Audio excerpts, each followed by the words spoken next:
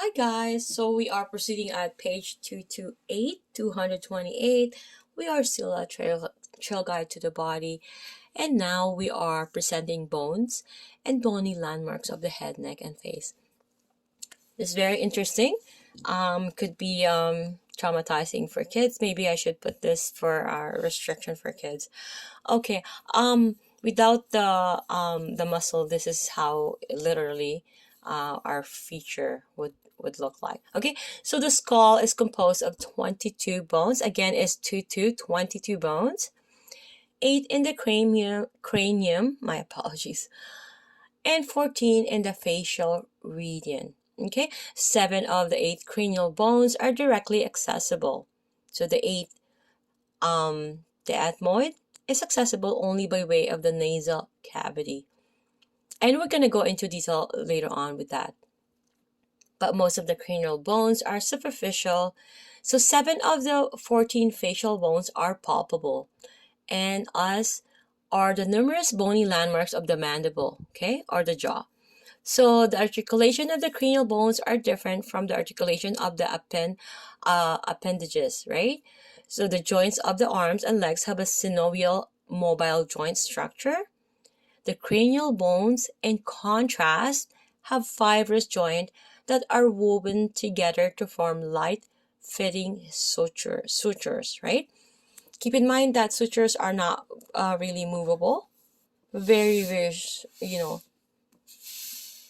excuse me. So looking at the view here, 5.5 for our anterior view. So we have the facial bones, the 14 facial bones listed here. Okay, we're gonna go ahead and I'm gonna read from here. So this is the frontal bone. This is the temporal bone here. We have the ethmoid bone. We're gonna go into detail more. So I'm just pointing out. So this is the lacrimal. This is the maxilla, and of course the mandible, right? Keep in mind the mandible when you open when you open your mouth.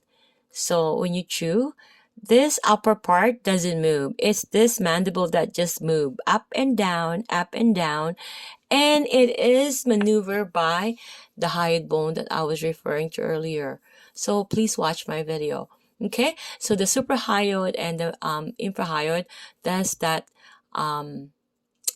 action of, elevating and depressing the mandible. Okay, FYI, just FYI. And we have the vomer, right, in between your nose, right? Keep in mind the nose is a cartilage. Like, feel your cartilage. People people used to touch my sister's nose. Her nose was really higher than mine. I have a small, little cute nose, like a Japanese nose, but hers is more like a Spanish, right? She has like a pointy nose.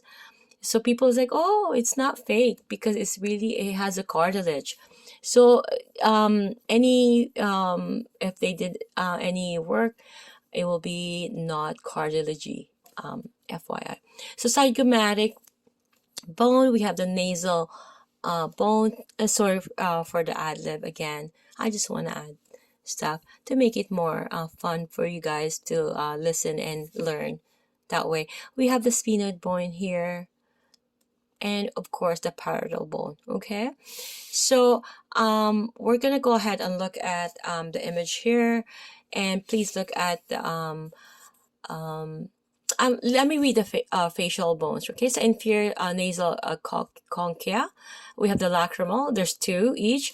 We have the mandible, we have the maxilla, 2 each. We have the nasal, 2 each. We have the palatine, 2 each. We have the vomer, and we have the zygomatic, 2 each.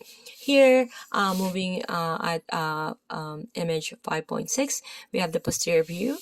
We have the cranial bones, the ethmoid, the frontal, the occiput, the parietal. We have 2. Of course, it's paired. And we have the sphenoid. We also have the temporal, which is, again, paired.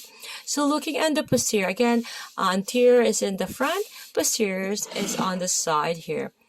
So we can see here the sagittal suture here. I was referring to. It's type of joint, right? And this is not really movable as like the shoulder, where it does the circumduction, right? Our shoulder does the circumduction of, it can turn around, it can do flexion, extension, and all that, yeah, right, etc., etc. Whereas this one doesn't, right? Just like the pubic symphysis as well, right? It's a suture. Okay, so we have the parietal bone here. We have the lumboid suture again here, if you can see, right? That's why in babies, right? We're not gonna go into detail. Please watch. I'm gonna get perhaps another video on that. So occiput here, and we have the superior nuchal line, and this is really an important landmark. Okay, and we should know that this is the lateral. If they're referring to lateral, this is the lateral side.